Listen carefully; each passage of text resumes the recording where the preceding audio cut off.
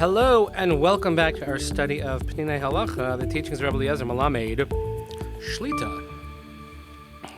We are continuing along with our study in Ha'am v'Ha'aretz, and again, our Torah study collectively should be in the merit, the safety of the brave soldiers of the IDF, for complete healing for all those affected in Israel, and of course for the safe return of all of our hostages. The next chapter, Hakiyum be'eretz uvegolos. Kiyuma shel Am Yisrael toli be'emuna. The sustenance, or the way that Am Yisrael, the nation of Israel, stands is through faith. B'kesher shelo Am Hashem. And with this connection of being the nation of God, or being with God. Shelo kamo amim acherim, shechelu yispatech b'ofen tiv'i, ve'achakav chipsu al atzmam mashmod ve'emunah. Other nations of the world perhaps arose from some sort of natural event. And then afterwards they looked amongst themselves or looked within themselves and they found some sort of meaning and faith. Am Yisrael notzar mitoch hagilui eloki b'tzias mitzrayim matan Torah. The nation of Israel was created from the revelation of God through the story of the Exodus and the giving of the Torah. Ka'asher megama achas likanes la'eretz l'chayos ba'Hashem l'chayos ba'chayei emunah. And the whole purpose of that was for one end goal, to go into the land of Israel and to live a life of emunah. Nimtza efo she'ha'emunah hi ha'chayim shel Am Yisrael. So it comes out that faith is actually the life or the lifeline of the Jewish people. Ve'eretz Yisrael nikreis Eretz HaChayim. And the land of Israel is called the land of Chayim, Eretz HaChayim. Why? Mipnei she'rak ba yichola ha'emunah leiskalos b'shlemos. Because only in Israel, in the land of Israel, can real true faith be revealed in its entirety. However, outside of Israel, as we have learned, we cannot have this full revelation of faith that brings everything together, physical and spiritual world.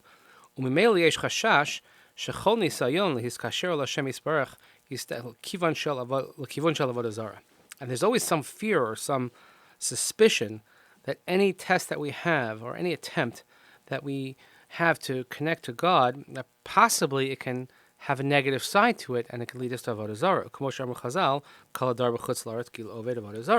As we saw the Gemara previously, anyone who lives outside of Israel is as if they're worshipping idols, Avodah Zarah. And that's why Jews living in the diaspora outside of Israel, it's called Golus. We use that term Golus, meaning exile. Hainu matzav zmani velo tiv'i. It's a time-bound term, not a natural term. She'ein lo erech b'fnei atzma ela rak matzav shel hamtana. Tzipia v'chana lachzor l'aretz. The whole term of Golus, exile, denotes that you're somewhere for whatever period of time, but the whole, we would say, the mahus, the essence of that term is longing to go back to where you belong. So we say we're in exile, we're just longing to get back home. So when we're in exile outside of Israel, we're longing to get back to the land of Israel. And this is, he quoted from the Maharal in Netzach Yisrael. According to this, it would seem that there's no place to fulfill mitzvos outside of Israel. However,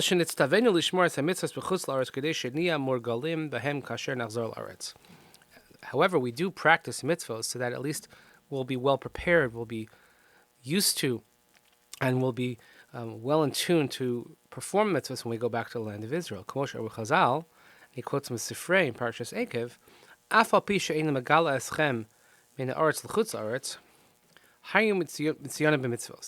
even though Hashem says that perhaps you're going to be exiled to outside of Israel, but nevertheless, mitziyonim and mitzvos, you're still going to be well performed, well trained in doing mitzvos.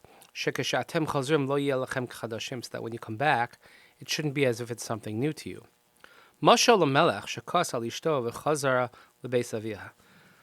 The parables given, parables, by the way, in Talmudic and Midrashic literature, it always has to do with a king and a member of his family. So here, the king, he was angry with his wife, and she went back to her father's home. Omar Allah, so the king says to her, He says, why don't you wear all of your jewelry, all your fine things, so that when you come back, it won't seem as if it's new to you. This is what Hashem said to the Jewish people. Bonai, my children, make sure that you're well versed, well practiced in the mitzvos. So that when you come back, it shouldn't be new for you. Shirmiyo Amar, in the 31st chapter of Jeremiah, it says, Hatzivi lach tziyunim. The word tziyunim, Elo ha-mitzvos sheYisrael mitziyonim behem. What is tziyunim? These are the mitzvos that the Jewish people are quite good at doing. We say someone is excellent, it's mitziyan. V'kach muva b'Rashi, Rashi says in Devarim, V'samtem es dvarai, af la'achar shetiglu min ha'aretz. You should place these words, my words, on your heart. We say it in the Shema.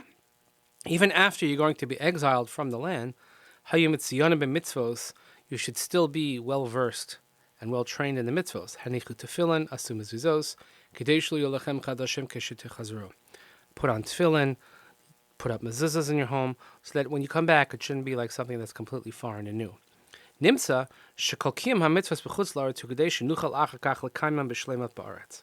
This is from the Ramban. He says that all the mitzvahs that we fulfill in the diaspora is so that we can fulfill them, to train ourselves to fulfill them properly in the land of Israel. So if you I'm adding my own insight here, the way I'm reading this is that every time we perform mitzvahs, you could argue that maybe you don't have to do mitzvahs at all. That's a whole halachic discussion, which I don't want to get into. It's not really the point of this discussion. But if you think of it in the lens of Eretz Yisrael, that we perhaps long for Israel and maybe we feel guilty for not living in Israel, but if we look at every single mitzvah that we perform as a preparatory step for when we go to Israel, so then there is an element of Israel, an element of Eretz Yisrael in everything that we do. And if we look at it through that lens, it could perhaps give us a tremendous amount of inspiration. The Rav continues, and if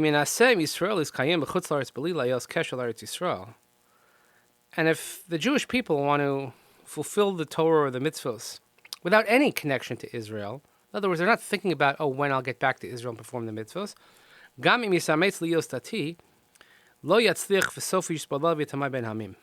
if a person tries to be observant, religious, whatever term you want to use, it's not going to last, because in the end, you'll become assimilated. The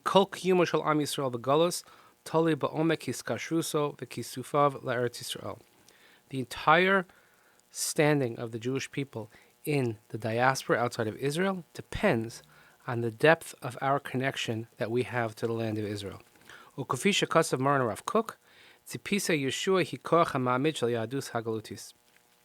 Rav Kook writes in Oretz Eretz Yisrael that waiting and longing for salvation, waiting for the ultimate geula, that is the strength, that is the koach that keeps us going in the diaspora. All this time, just think of your ancestors being in Europe and all the places that they were and places that they were kicked out of.